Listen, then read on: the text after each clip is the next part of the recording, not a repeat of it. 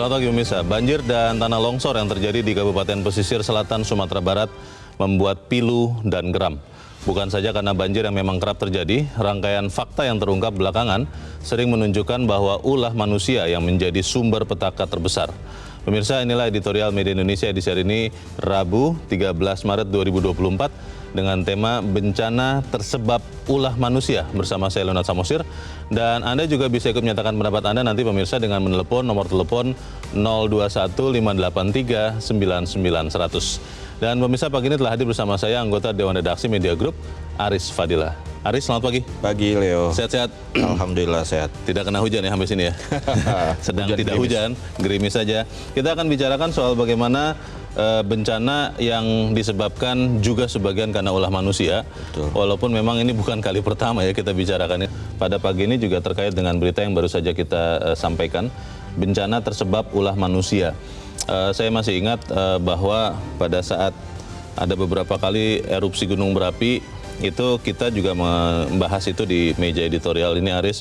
Dan kita mengatakan bahwa harusnya pemerintah daerah dan pemerintah pusat dan rakyat, masyarakat itu mematuhi ketentuan sejauh mana dari gunung berapi boleh ditinggali. Dan ketika kita bicara bencana beberapa kali hidrometeorologi yang sekarang ini karena hujan, kita kembali lagi bertanya, apakah sebenarnya kita ini mau menyelamatkan diri kita atau sekedar tahu saja tapi tidak mau, karena bencana-bencana ini sebagian juga adalah disebabkan oleh ulah manusia yang tadi Aris katakan. Bagaimana, Aris? Betul. Sebelum kita on air tadi kan kita sudah membahas bahwa ada undang-undangnya ya kan, bahwa data BMKG itu wajib digunakan oleh Dipakai oleh pemerintah. Iya. Untuk apa? Untuk mitigasi dan bagaimana mengkomunikasikan ke pemerintah daerah, Iya. ya kan? Iya. Pemerintah daerah yang paling dekat dengan masyarakatnya, ya kan? Dia tahu bagaimana karakter masyarakatnya, dia bagaimana tahu budayanya, Iya. dan itu dikomunikasikan, ya kan? Bahwa data BMKG itu dikeluarkan untuk demi keselamatan, Iya. demi keselamatan semua, dan semua orang harus sadar bahwa keselamatan itu nomor satu gitu loh. Betul. Dan bagaimana kejadian itu tidak berulang. Di Sumatera Barat ini kan sudah kesekian kali Iya. longsor, banjir bandang. Itu kan seharusnya sudah tahu apa sebenarnya penyebabnya kan. Betul. Gubernur sudah bilang ada tersumbat lah, segala macam lah, Iya. deforestasi lah. Iya. Kalau berulang terus seperti itu kan jadi konyol, ya kan? 30 nyawa seperti seakan meninggal sia-sia kalau kita tidak sadar bahwa apa penyebabnya gitu. Pertanyaan besar kita adalah apakah memang benar bahwa kita semua ya, mungkin khususnya pemerintah, tapi kita juga masyarakat, memang mau belajar dari pengalaman, itu satu. Yang kedua, apakah kemudian informasi-informasi berharga dari BMKG, dari BNPB, itu kita hanya tahu, tapi kita tidak mau pakai. Kita akan bahas itu, Aris. Dan pemirsa, inilah editorial Media Indonesia untuk hari ini, Rabu 13 Maret 2024, bencana tersebab ulah manusia.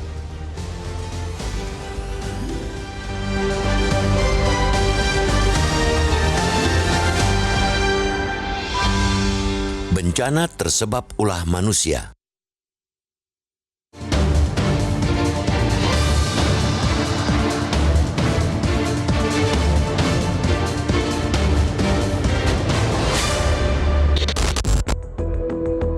Banjir dan longsor yang terjadi di pesisir selatan Sumatera Barat membuat pilu dan geram.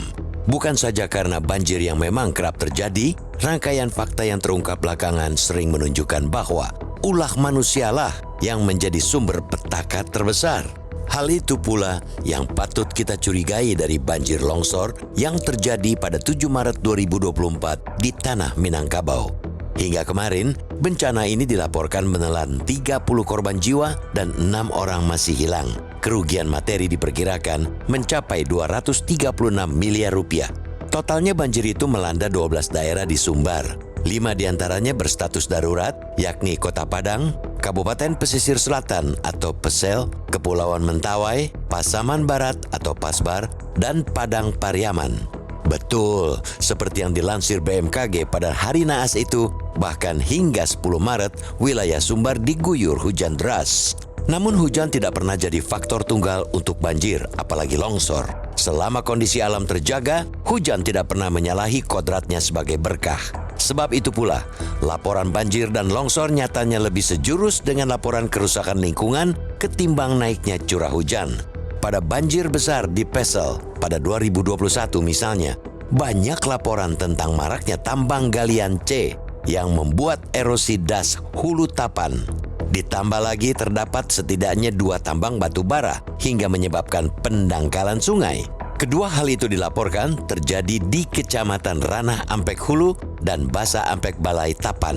Namun pemerintah daerah baik kabupaten maupun provinsi seperti belum serius menindak kegiatan penambangan yang jelas-jelas merusak lingkungan. Berbagai pemberitaan soal aktivitas tambang ilegal di wilayah Pesel pun terus muncul di tahun-tahun berikutnya, bahkan semakin terang-terangan. Tidak hanya di Sumbar, di wilayah lain Nusantara yang belakangan juga terlanda banjir longsor seperti Bogor, Majalengka, dan Kuningan, alih fungsi lahan untuk pertanian, permukiman, dan pariwisata juga patut ditengarai ikut menjadi faktor. Di Desa Ciberem, Cisarua Bogor, yang beberapa hari lalu terjadi longsor, juga pernah mengalami longsor pada 2022. Meski tidak tepat di lokasi yang sama, wilayah dengan kontur miring itu memiliki risiko tinggi karena permukiman dan tempat wisata.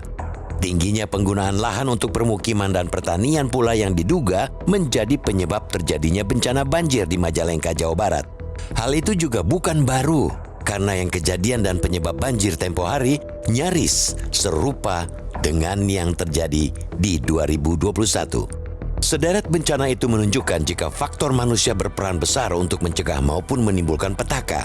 Bertumpu kajian tentang krisis cuaca, termasuk El Nino dan La Nina, yang siklusnya kian dekat dan semakin parah di 2030, tidak akan bermanfaat selama tidak menjadi pijakan kebijakan pemerintah. Cuaca dan iklim adalah fenomena alam yang sulit dikendalikan. Kondisi cuaca hanya bisa diramalkan. Itu pun terkadang juga tidak menentu. Yang perlu dan bisa dilakukan ialah meminimalkan dampak buruknya.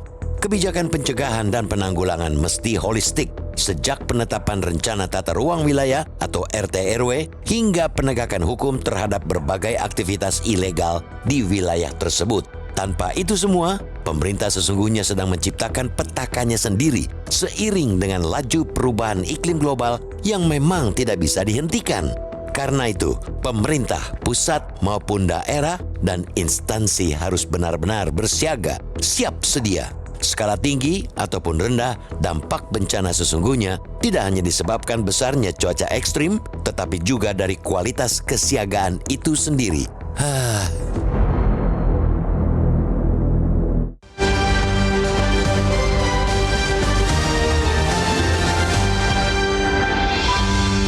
Di bagian berikut Anda bisa ikut menyatakan pendapat Anda terkait editorial pagi ini. Pemirsa, untuk saat ini tetaplah bersama kami.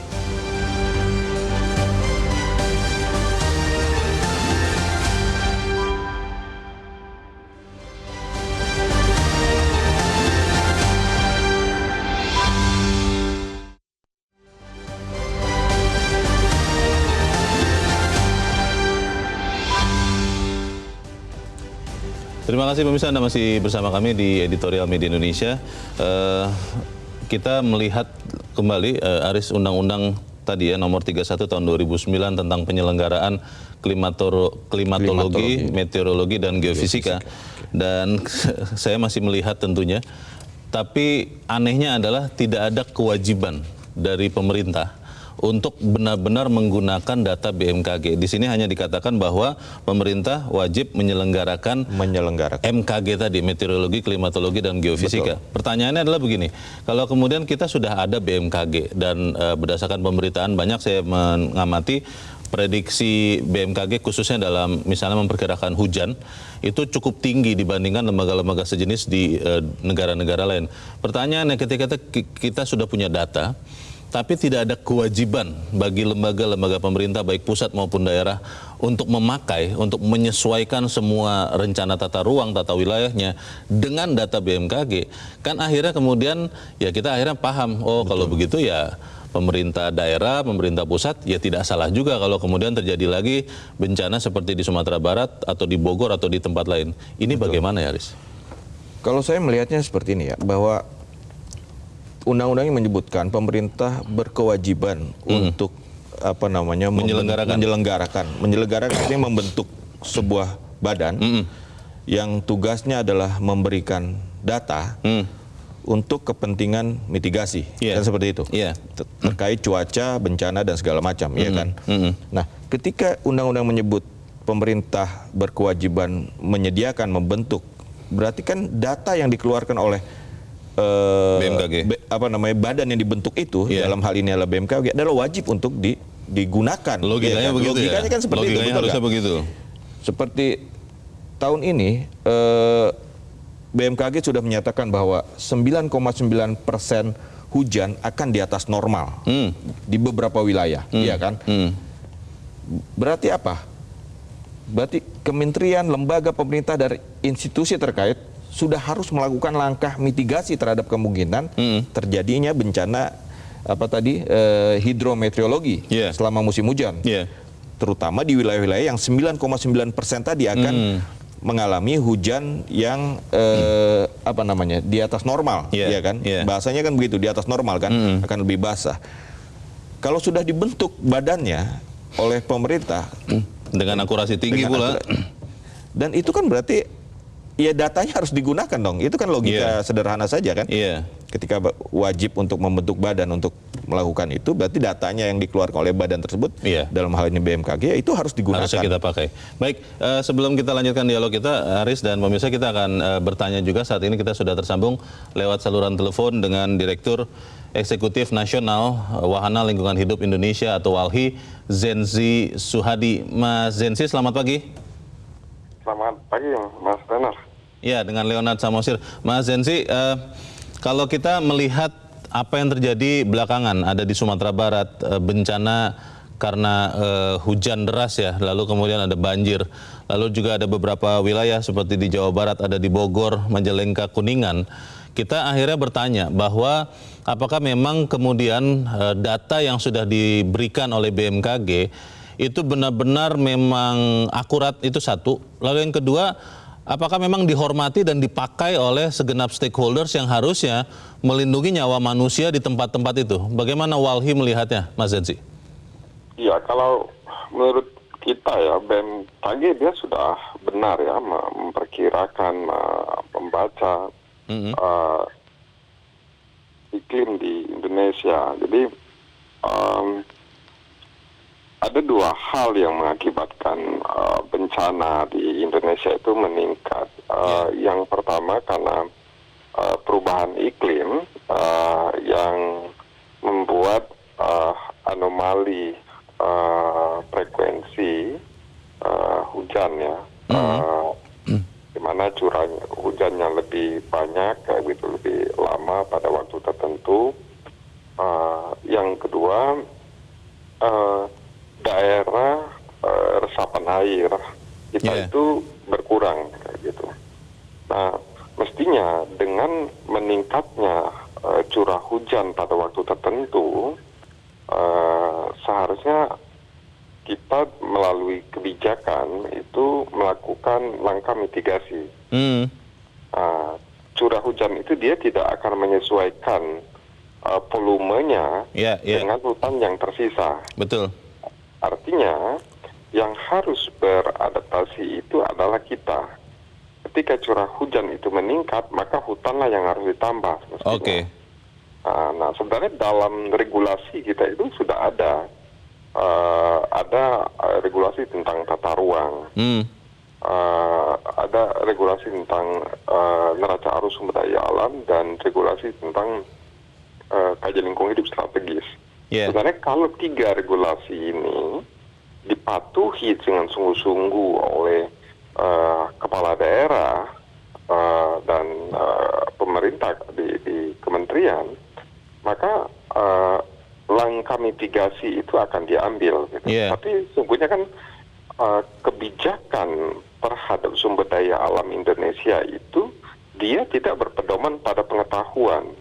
Kebijakan terhadap sumber daya alam Indonesia Indonesia itu dia berpedoman kepada keputusan politik pemerintah. Baik. Mas Zensi, kalau kita lihat di dalam naskah editorial ini juga dari pemberitaan ya, bahwa di banjir besar di pesisir selatan tahun 2021, ini kurang lebih tempatnya mirip-mirip dengan yang kita lihat atau kita bahas saat ini, itu ada laporan tentang bukan dugaan sih, maraknya tambang galian C yang membuat erosi daerah aliran sungai Hulu Tapan.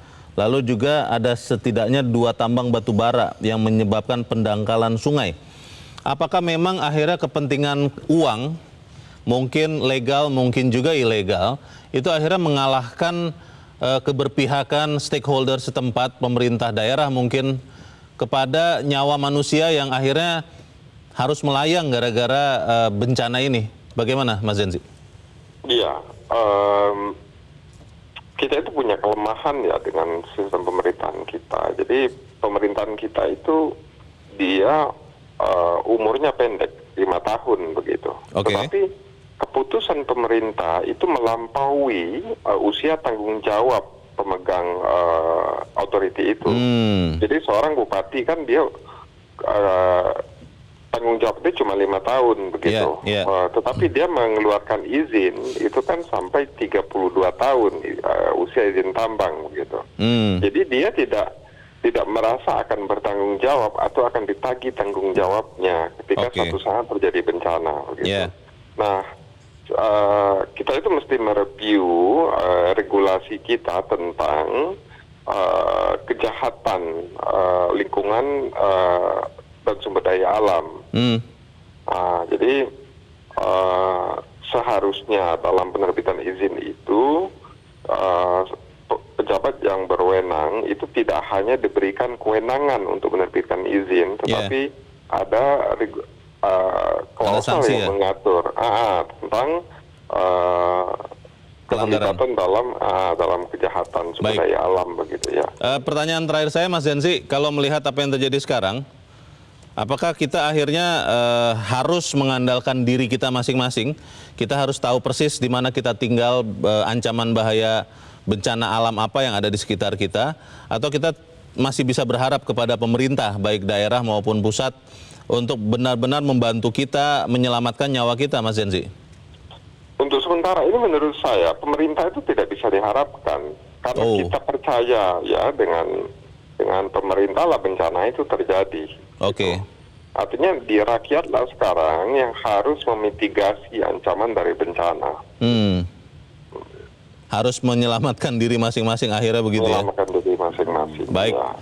Kita harapkan tentunya bahwa apa yang kita sampaikan ini juga memberikan sumbangan bagi pemerintah supaya kemudian pemerintah benar-benar menyelamatkan nyawa warganya. Terima kasih Direktur Eksekutif Nasional Walhi Zensi Suhadi sudah memberikan penjelasan bagi kami. Selamat pagi, Mas Zensi. Selamat pagi, Mas. Kalau kemudian kesimpulannya itu, Riz, saya merasa jadi, wah apa gunanya kita punya pemerintah. Tapi saya harus menambahkan sedikit lagi tadi soal Undang-Undang Nomor 31 Tahun 2009 di bab 8 pasal 44 itu tentang kewajiban penggunaan informasi. Ayat 1-nya mengatakan pemerintah daerah dan pemangku kepentingan lain wajib menggunakan informasi meteorologi, klimatologi, dan geofisika dalam penetapan kebijakan di sektor terkait. Ayat 2-nya mengatakan ketentuan lebih lanjut mengenai kewajiban penggunaan ini diatur dengan peraturan pemerintah. Saya belum ketemu peraturan pemerintahnya, tapi kewajiban menggunakan datanya ada. Tapi kalau dikatakan Mas Zensi bahwa ya masing-masing selamatkan nyawa masing-masing, bertolak belakang jadinya. Itu dia apa gunanya kita punya pemerintah? Bagaimana, Aris? Agak miris saya mendengar pernyataan Mas Zensi tadi ya, bahwa tidak bisa kita mengharapkan pemerintah untuk terhindar dari bencana. Itu luar biasa itu pernyataan seperti itu, dan ini pernyataan disampaikan oleh orang yang berkecimpung di lingkungan hidup gitu loh. Yeah. Ini perlu didalami menurut saya ya kan, ketika seseorang yang berkecimpung di dunia lingkungan hidup, bagaimana menjaga lingkungan hidup, menyatakan bahwa kita tidak bisa berharap pada pemerintah untuk terhindar dari bencana. Seharusnya bisa ya? Seharusnya bisa. Kalau kita lihat tadi kembali ke undang-undang yang Leo sampaikan ya kan, bahwa pemerintah sudah membentuk badan yang bertugas memberikan pelayanan MKG. Pelayanan MKG, memprediksi ya kan, memprediksi cuaca, memprediksi alam gitu ya. Walaupun alam itu sulit untuk diprediksi, tapi nyatanya undang-undang menyatakan bahwa pemerintah wajib menyediakan data itu dan data itu harus digunakan gitu kan. Betul. Tapi kemudian ada pihak yang menyatakan bahwa kita tidak bisa berharap kepada pemerintah untuk terhindar dari bencana. Ini luar biasa gitu loh, ya kan? Tadi di awal juga Mas Janji menyatakan bahwa hujan tidak akan turun mengikuti jumlah hutan yang tersisa gitu kan? Bukan alam yang menyesuaikan Bukan alam kita. yang menyesuaikan, kita yang harus menyesuaikan diri dengan alam, iya kan? Oke lah, hutan itu misalnya ditebangi untuk kebutuhan infrastruktur, ya kan? Pembukaan lahan. Oke, tapi kan ada aturannya kan? Betul. Seperti apa reboisasinya, penanamannya kembali itu kan? Kalau itu dijalankan, tadi Mas Janji menyatakan sudah ada aturan-aturan soal rencana tata ruang, ya kan? Kalau itu dijalankan, sebenarnya kita tidak harus khawatir seperti yang Mas Janji bilang. Betul. Bahwa kita tidak bisa berharap kepada pemerintah. Tapi sayangnya ya, saya harap saya salah sih Aris, cuman kelihatannya mungkin jangan-jangan saya benar. Bahwa kepentingan uang komersial itu akhirnya mengalahkan yang lain. Yang tadi dikatakan bahwa ada dugaan tambang, ada galian. Kalau kita bicara agak mundur sedikit, masih ingat sekian tahun yang lalu kawasan Puncak, itu kan banyak villa tuh yang punya kebanyakan orang Jakarta. Betul. Itu pernah dirobohkan. Walaupun kelihatannya hanya untuk pertunjukan begitu ya, sehingga yang lain-lainnya tidak dirobohkan. Itu kan artinya kepentingan uang mengalahkan kepentingan alam untuk menyelamatkan kita. Ini akan dibiarkan terus terjadi atau seperti apa kira-kira? Itu yang bahaya, yang kita khawatir kalau itu terjadi ya.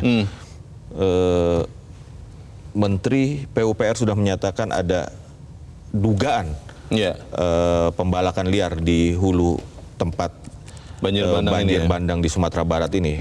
Dan itu terbukti, kemarin kita lihat berita bahwa salah satu korban meninggal dunia itu ditemukan di bawah kayu gelondongan. Berarti memang ada pembalakan liar di sana. Dan itu kan harus diusut gitu loh, iya kan? Saya tidak tahu tapi saya tidak pernah mendengar ada orang yang pihak atau siapapun yang dihukum atas pembalakan liar yang mengakibatkan banjir bandang sehingga korban jatuh. Saya belum pernah dengar ada itu. Kalau kebakaran hutan kita pernah dengar. Betul, ya kan? Bahwa orang atau sebuah badan dipidana akibat kebakaran hutan. Tapi orang atau badan yang mengakibatkan longsor banjir, saya belum pernah dengar bahwa itu ada yang dipidana, ya kan? Pertanyaan besarnya adalah apakah kita akan terus-menerus melakukan hal-hal seperti ini? Kita baru heboh kalau ada kejadian, lalu ketika kejadiannya sudah tidak ada, kita lupa lagi, kita biarkan pembalakan liar, kita biarkan penambangan liar. Kita akan bahas di bagian berikut. Aris dan Melisa tetaplah bersama kami, Editorial Media Indonesia segera kembali.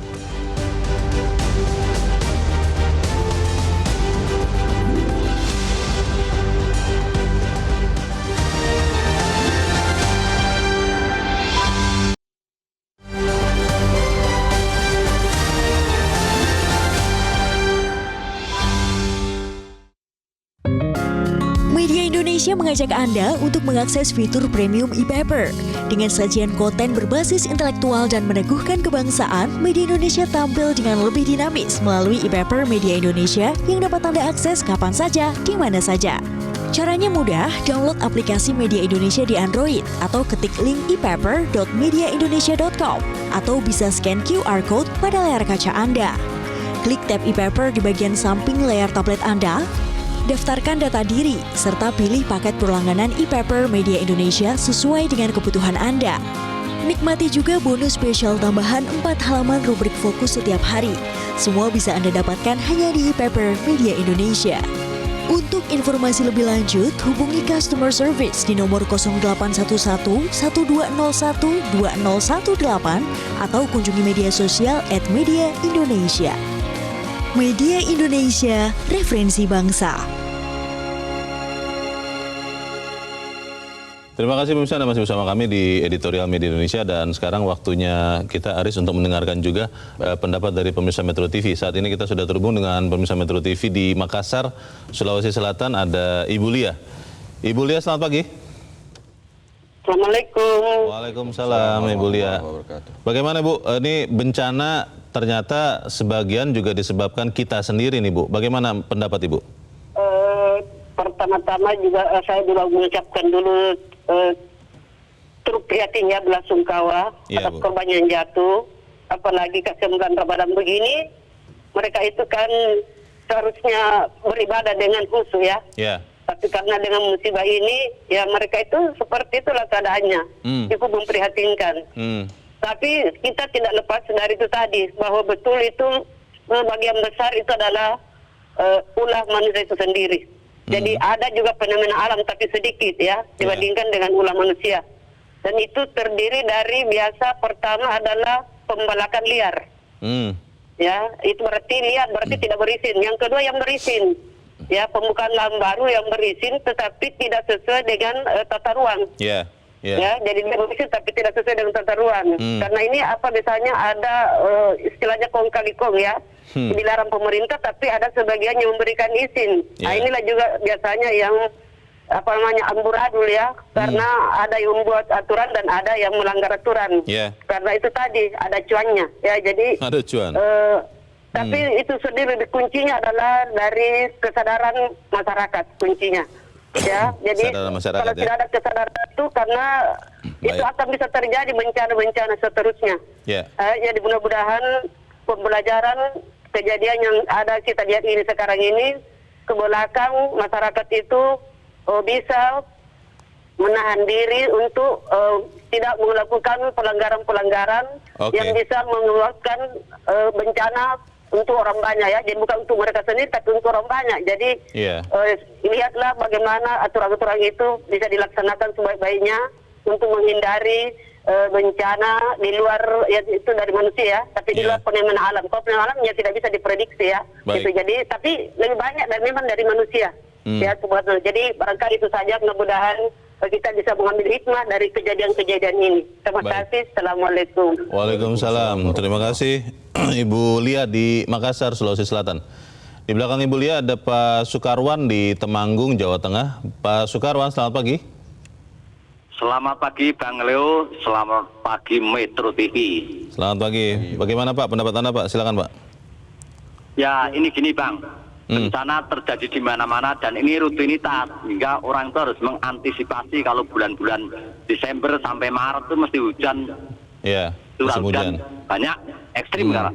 Nah, saya amati begini, ketika Pak Harto itu mengangkat Menteri Lingkungan Hidup Bapak Profesor Dr. Emil Salim, beliau bekerja betul dan Menteri Pertanian Menteri Agraria dulu lah siapa itu betul-betul dipantau lingkungan tuh, pembalaan liar, izin penambangan tuh ketat dan tegas. Sekarang itu Menteri Lingkungan Hidup itu siapa?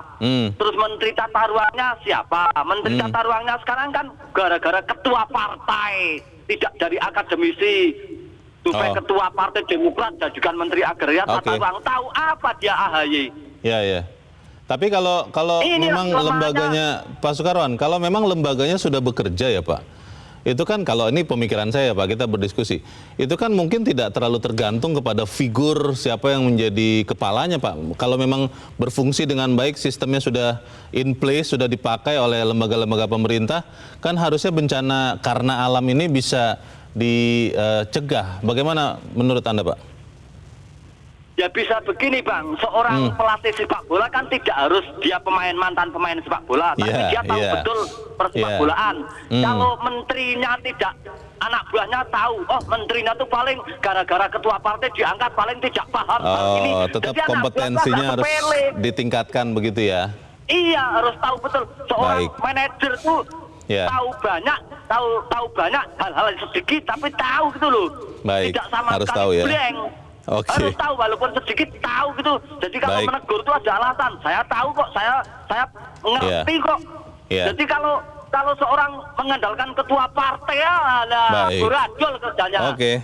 Terima kasih Pak Sukarwan di Temanggung, Jawa Tengah untuk pendapat Anda Pak. Selamat pagi. Di belakang Pak Sukarwan ada Pak John Veto di Batam, Kepulauan Riau. Pak John, selamat pagi. Selamat pagi Bung Leo, selamat pagi Mas Aris ya. Selamat pagi Pak John. Silakan Pak, pendapat Anda Pak. Aduh, ya. Ini bencana di kampung saya ini ya, di Sumatera Barat. Ya. Oh iya. Sangat menyedihkan. Jadi begini, saya berterima kasih banyak sama Metro TV ini ya, telah membedah ini, ikut di bedah yang masalah bencana. Jadi begini, Sumatera Barat ini tidak akan, kalau saya cermati, tidak akan ada turun volumenya masalah bencana yang kayak ini ya, longsor, banjir. Kenapa? Memang udah salah kaprah ya. Instansi yang berkait itu salah kaprah. Saya baru 2 bulan yang lalu banjir besar. Kampung saya namanya itu Lembah Harau itu, Leo. Lembah Harau itu tempat wisata yang paling terapar di Sumatera itu. Ya, belum pernah banjir yang kayak itu. 2 bulan yang lalu dia banjir, entah apa-apanya. Saya selusuri, ya, hulunya sana, itu bukan pemelakan liar lagi. Ya, udah gundul itu hutan, udah apa? Sudah itu habis. Ada di sepanjang jalan, ada namanya, ya ada Petolam, ya, daerah Sumbar Riau itu sampai ke Kelok 9. Itu kiri kanannya hutannya itu diaprotasi, ditambang dengan memakai bahan peledak, ya, eksplosif itu, bahan peledak. Jadi getaran coba, udahlah tebing labil, musim hujan itu tidak akan pernah lagi ya kita apakan. Kan berapa bulan belakangan kan banyak macet dialihkan jalan ke jalan Pekanbaru lewat Kelireng Jauh gitu, jalan alternatif lain. Jadi ini tidak akan pernah surut lagi. Saya pernah ketemu sama bupatinya. Bupati 50 kota. Ini ada apa nih? RTW-nya kok begini coba? Pendangkalan sungainya menjadi jadi. Banjirnya sampai belum pernah lagi banjir gitu sejak saya udah 60 umur saya. Belum pernah ada. Baru-baru ini. Inilah bersalah urus. Ini kondisi yang terjadi terakhir ini yang Bapak ceritakan ini hasil dari berapa puluh tahun yang lalu atau memang baru belakangan ini saja, Pak? Begini, baru belakangan ini. Ya, dan juga didukung juga oleh masyarakat yang tidak ada RT/RW tadi itu, ya, bangun sembarangan. Akhirnya saya ukur kemarin tuh saya pulang, ada sungai kami itu saya ukur, itu pendangkalan dalam lebih 1 meter. Bagaimana air nak pergi kalau hujan kan? Itu belum pernah air masuk ke dalam rumah, baru-baru ini masuk ke dalam rumah. Itu debitnya pun lama banjir. Jadi ini longsornya itu, banjirnya itu, ya penyebab ulah manusia ini betul Pak John. Ini kira-kira bisa diperbaiki tidak Pak? Kan kita mumpung mau ada kepala daerah baru nih Pak. Kalau Anda optimis tidak bahwa di kampung Anda lah di Sumatera Barat itu kondisi bisa diperbaiki atau tidak dengan kepala daerah yang akan baru ini Pak John? Ini nih ya. Saya udah kumpul sama petinggi kampung saya itu ya. Ini untuk kepala daerah baru kita harus ketekan kontrak. Kalau dia perlu dengan lingkungan, kita kalau tidak, ya ini akan kita apa? Karena memang ini Bung Leo, ini terima kasih banyak tuh nih sama Metro TV ini. Baik. Memang betul kata Walhi tadi itu. Ya. Saya sangat setuju dengan apa Walhi tadi itu. Ini memang betul penyebabnya 90% itu apa? Manusia. Manusia. Oke Pak. Terima kasih Pak John Veto di Batam, Kepulauan Riau untuk sharing Anda juga dan pendapat Anda. Selamat pagi. Ini pertanyaan besar ya Haris. Apakah memang penanganan bencana atau pencegahan atau mitigasi karena bencana alam ini hanya tergantung ke orangnya? Kalau tadi ada yang mengatakan Menteri Tata Ruangnya seperti apa nih, Menteri Lingkungan Hidup seperti apa? Atau memang tergantung kepada kita semua? Karena kalau hanya BMKG saja tidak dipakai benar-benar, ya bencana ini akan terulang lagi. Bagaimana? Ya, menurut saya ini harus kolaborasi semua, ya kan? Semua punya tanggung jawab di bidangnya masing-masing. BMKG memberikan perkiraannya, seperti curah hujan segala macam ya kan. Sekarang kan perubahan iklim itu membuat prediksi semakin sulit, ya kan. Dulu zaman kita ke sekolah dasar mungkin kan sudah tahu bulan yang berakhir ber itu hujan gitu kan. Sekarang kan sudah tidak bisa seperti itu ya kan. Sudah acak. Karena apa? Karena kan perubahan iklim. Nah, BMKG tugasnya di situ. Dan lembaga-lembaga lain, Kementerian Lingkungan Hidup, PUPR, ya kan. PUPR tuh daerah aliran sungai bagaimana diperbaiki ya kan. pemerintah daerah adalah ujung tombak dari semua itu kan.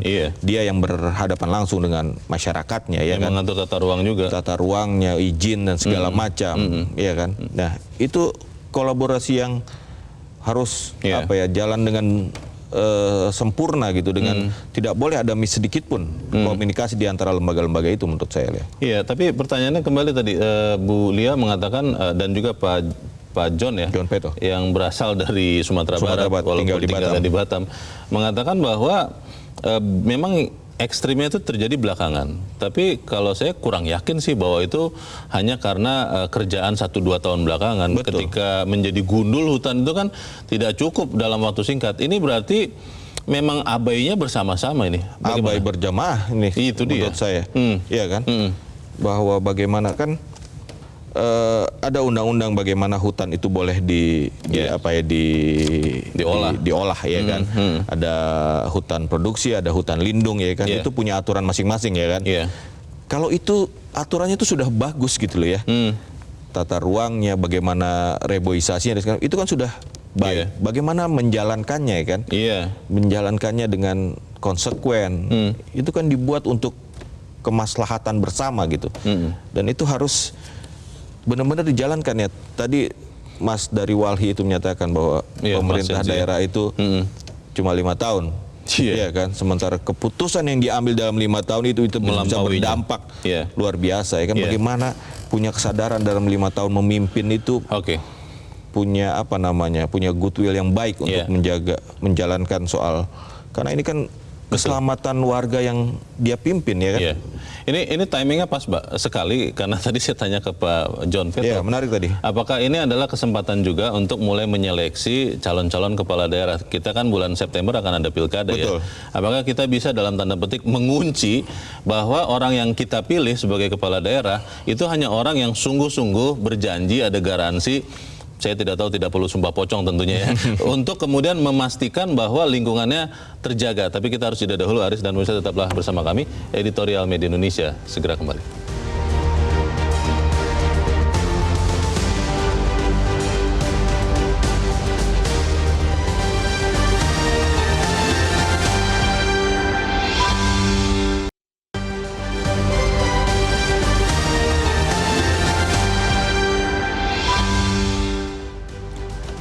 Terima kasih Anda masih bersama kami pemirsa, dan kita ada di bagian akhir dari diskusi kita pagi ini. Apakah kita bisa, Aris, untuk kemudian tadi ya diberikan inspirasi oleh Pak John untuk memastikan bahwa supaya ada perubahan. Benar sih hanya 5 tahun, tapi kan dalam 5 tahun ada harusnya signifikan untuk memperbaiki kondisi. Kita mengunci orang-orang yang mau jadi kepala daerah adalah orang yang berjanji memastikan kerusakan alam itu diminimalkan dan menyelamatkan nyawa warganya. Menarik sekali tadi, John Peto itu ya, Pak John Peto. Dia, menurut saya bisa ya. Jadi kepala daerah, kebetulan ada pilkada serentak bulan September. Masyarakat meminta kontrak politik mungkin ya kepada kepala daerah bahwa ini sudah ada banjir, kamu harus bisa kesalahannya di sini, bahwa hutan gundul kamu harus bisa untuk istilahnya memulai lah ya, paling tidak memulai menanam kembali. Bagaimana caranya ya kan, memperbaiki alam yang rusak. Setidaknya 5 tahun itu dimulai, gitu kan. Beruntung syukur-syukur dia terpilih untuk kedua kali. Kalaupun tidak, setidaknya sudah dimulai. Ada perbaikan. Penggantinya kalau tidak melanjutkan kan malu juga ya kan. Ini sudah dimulai kok tidak dilanjutkan, gitu kan. Betul. Saya kira bisa dicontoh ya. Mungkin Walhi bisa menginisiasi masyarakat untuk ayo kita kontrak politik dengan siapapun pemimpin daerah yang akan maju dalam pilkada yang akan datang, untuk punya kontrak politik bagaimana menjaga lingkungan hidup. Bagaimana mencegah banjir dengan cara dilihat dulu di mana yang harus diperbaiki. Itu satu hal, dan kalau yang kedua saya pikir adalah juga soal ini ya. Kita ini kan masih belum terbiasa, Aris, untuk benar-benar menggunakan info BMKG itu sebagai panduan. Beberapa teman yang tinggal di luar negeri mengatakan mereka sudah terbiasa sebelum keluar rumah dia buka aplikasinya. BMKG kan sudah punya aplikasi. Dia lihat weather forecast, perkiraan cuaca seperti apa, maka dia akan menyesuaikan kegiatannya sesuai dengan perkiraan itu. Tapi kita kan belum punya kebiasaan atau budaya seperti itu. Sosialisasinya seperti apa ini? Ini sosialisasi yang harus dilakukan BMKG bekerja sama dengan pemerintah daerah, iya kan? Kalau kita lihat aplikasi yang dimiliki BMKG itu sangat lengkap. Kalau kita lihat, iya kan? Itu bisa digunakan oleh petani, oleh orang di kota, oleh nelayan untuk melaut, iya kan? Betul. Gempa bumi kita dikasih tahu di situ, ya kan? Itu sangat lengkap sebenarnya. Itu bisa menjadi panduan untuk mencegah korban setidaknya. Tapi kan ini sifatnya ketika kejadian gitu ya, kan kita harus berpikir bahwa mencegah, mitigasi ya, itu yang jauh lebih penting, ya kan? Bagaimana memitigasi bahwa BMKG memprediksi hujan itu intensitasnya, ya kan? Itu kan ada kecepatan angin, ada, ya kan? Nah itu tidak akan jadi bencana semua itu kalau kita jika orangnya bersiap, ya kan? Bagaimana menjaga alamnya, bagaimana kita berdamai dengan alam, ya kan? Bahwa ini sudah sulit diprediksi loh, iya kan? Kita berharap apa yang kita sampaikan ini tentunya juga menyumbangkan kepada perbaikan keadaan ya. Mudah-mudahan. Supaya kemudian kita juga bisa tidak menjadi penyebab bencana alam yang terjadi. Aris Fadila, terima kasih sudah hadir di tempat ini. Selamat pagi. Pagi. Pemirsa, cuaca dan iklim adalah fenomena alam yang sulit dikendalikan. Kondisi cuaca hanya bisa diramalkan, itu pun kadang tidak menentu. Yang perlu dan bisa dilakukan adalah meminimalkan dampak buruknya, mitigasi. Kebijakan pencegahan dan penanggulangan mesti menyeluruh sejak penetapan rencana tata ruang wilayah hingga penegakan hukum terhadap berbagai aktivitas ilegal di wilayah itu. Pemerintah, baik pusat maupun daerah dan instansi juga harus benar-benar bersiaga dan bersiap sedia. Saya Leonard Samusi berterima kasih Anda sudah menyimak editorial Media Indonesia 1 pagi ini. Terus jaga kesehatan Anda, terus jaga nurani Anda. Selamat pagi, sampai jumpa.